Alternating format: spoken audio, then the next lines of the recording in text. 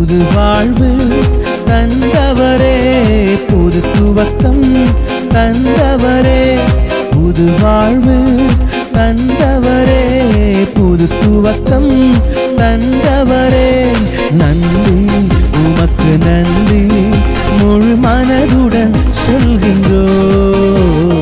நன்றி உமக்கு நன்றி, மன நிறைவுடன் சொல்கின்றோம். கரங்களை தட்டி நன்றி உமக்கு நன்றி, முழு மனதுடன் சொல்கின்றோம்.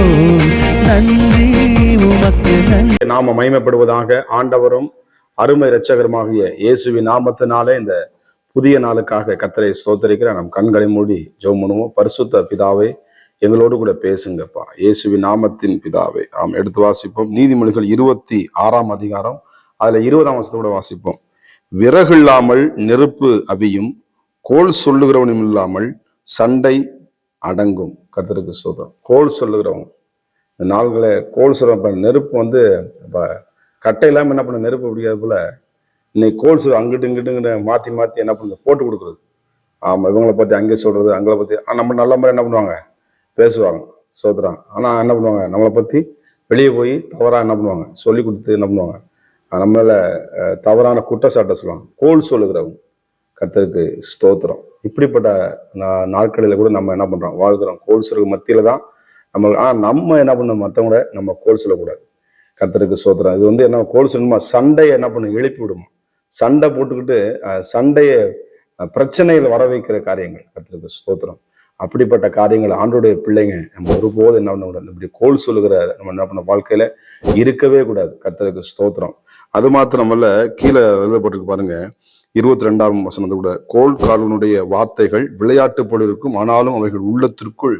ஆமே, ஸ்தோத்திரம். கோல் விளையாட்டு போல விளையாட்டு தான் சொன்னேன் அப்படின்னு. ஆனால் அப்படி ஒருபோது என்ன பண்ணக்கூடாது. எத்தனையோ ஸ்தோத்திரம் கோல் சொல்கிறதுனால, ஸ்தோத்திரம் சண்டை முட்டினால எத்தனையோ குடும்பங்கள் சீரழிகிறத பார்க்க முடியும். கர்த்தருக்கு ஸ்தோத்திரம். எத்தனையோ பிள்ளைகள் வேதனைப்பட்டிருக்கிறத நம்ம பார்க்க முடியும்.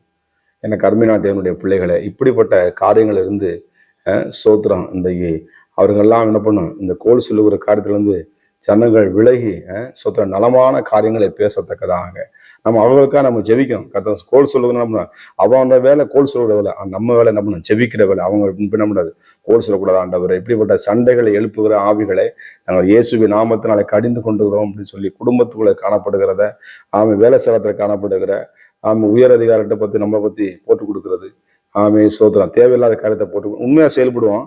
ஆனால் நம்ம வந்து தப்பா என்ன பண்ணுவாங்க, கோல் சொல்லுவாங்க. இப்படிப்பட்ட காரியங்கள் 2 குடும்பத்தில் அவங்க நல்லா பழகிட்டு இருப்பாங்க, அவங்க சண்டையை முட்டி விடுறது. இது சத்துருவினுடைய கிரியைகள். கர்த்தருக்கு ஸ்தோத்திரம். நம்ம ஞானமா நம்ம இருக்கும் பொழுதுதான் ஆண்டவருடைய கிருபையை நாம் பெற்றுக்கொள்ள முடியும். இப்படிப்பட்ட காலகட்டத்துக்குள்ளே இந்த கோல் சொல்லுகிற மத்தியில் தான் நம்ம என்ன பண்றோம், வாழ்ந்து கொண்டிருக்கிறோம்.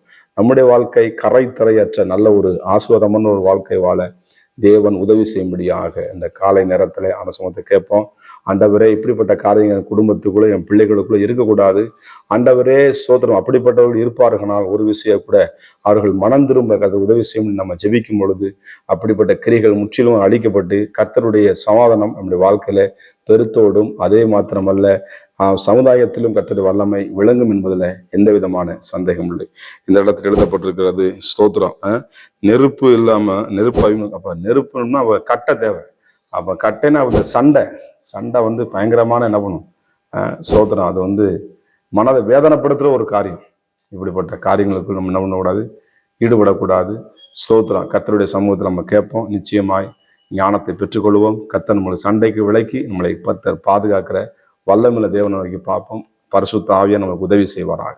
பரிசுத்தம் கிருபை நிறைந்த நல்ல தகவனை கோல் சொல்லுகிறவருடைய மத்தியிலே நாங்கள் வாழ்கிறோம். அப்பா ஆண்டவரே, ஒரு விஷயம், ஒருவேளை பட்ட பிள்ளைகள் ஆண்டவரே எங்களை பத்தி இப்படிலாம் சொல்லிட்டாங்க, உங்களுக்கு தவறா சொல்லிட்டாங்கன்னு சொல்லிட்டு ஒருவேளை வேதனைப்பட்டு கொண்டிருப்பாங்க. ஆனால் கர்த்தர் இந்த கால நேரத்தில் நம்முடைய வல்லமை இறங்கி நம்முடைய பிள்ளைகளுக்கு அற்புதங்களை செய்ய முடியாது நாங்கள் செபிக்கிறோம். தேவனாகிய கர்த்தர் பிள்ளைகளை கர்த்தர் ஆசீர்வதித்து வழிநடத்துகிறாங்க. இயேசுவின் நாமத்தின் பிதாவே, ஆமென். God bless you. கர்த்தர் உங்களை ஆசீர்வதிப்பாராக. புது வாழ்வு தந்தவரே, புது துவக்கம் தந்தவரே, புது வாழ்வு தந்தவரே, புது துவக்கம் தந்தவரே. நன்றி உமக்கு நன்றி, முழு மனதுடன் சொல்கிறேன்.